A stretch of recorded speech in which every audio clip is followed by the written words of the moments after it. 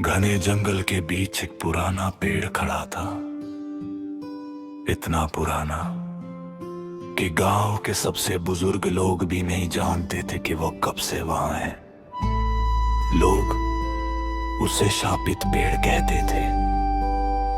दिन में वह साधारण लगता, लेकिन रात होते ही उसके आसपास की हवा भारी हो जाती, जैसे कोई अदृश्य चीज सांस ले रही हो।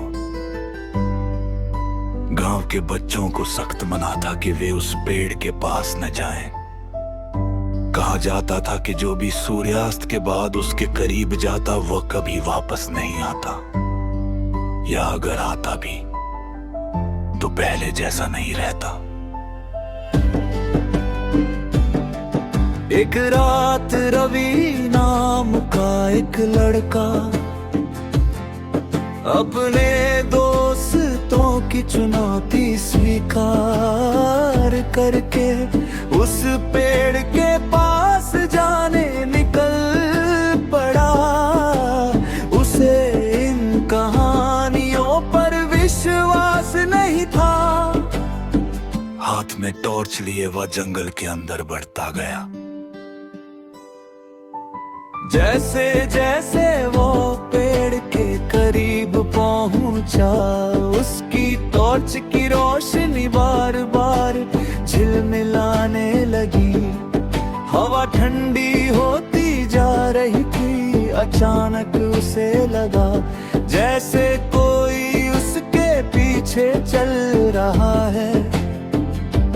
उसने पलट कर देखा, कोई नहीं था।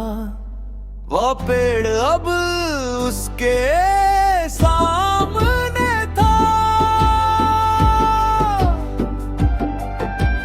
पेड़ की टहनियां अजीब तरह से मुड़ी हुई थी, जैसे हाथ हो और इसकी जड़ें जमीन के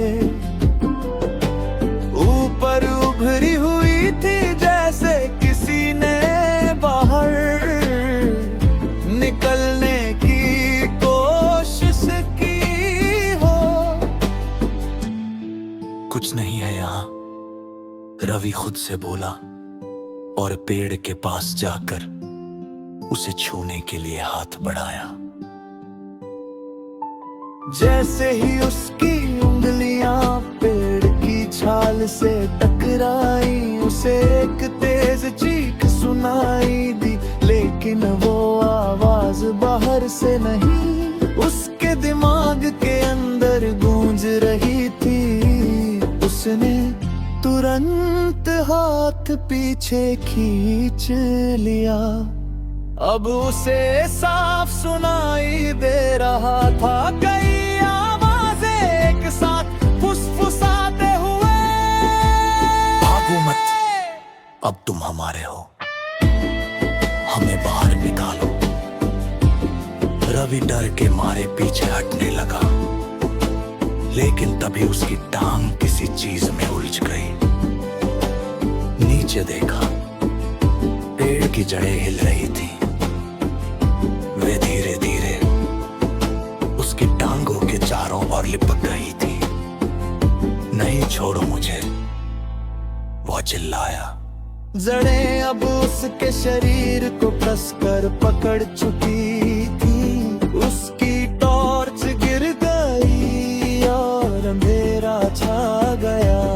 उसी अंधेरे में उसने देखा पेड़ की छाल पर चेहरे उभर रहे थे, दर्द से चीखते हुए चेहरे। वह समझ गया, ये वही लोग थे जो कभी यहाँ आए थे। अगली सुबह गांव वालों को जंगल के किनारे रवि की टॉर्च मिली, लेकिन रवि नहीं। उस दिन के बाद उस पेड़ पर एक नया चेहरा दिखाई देने लगा। आंखें खुली हुई, हमेशा के लिए डर में जमी हुई। और रात होते ही एक नई आवाज उन फुसफुस गुस्साहटों में शामिल हो गई।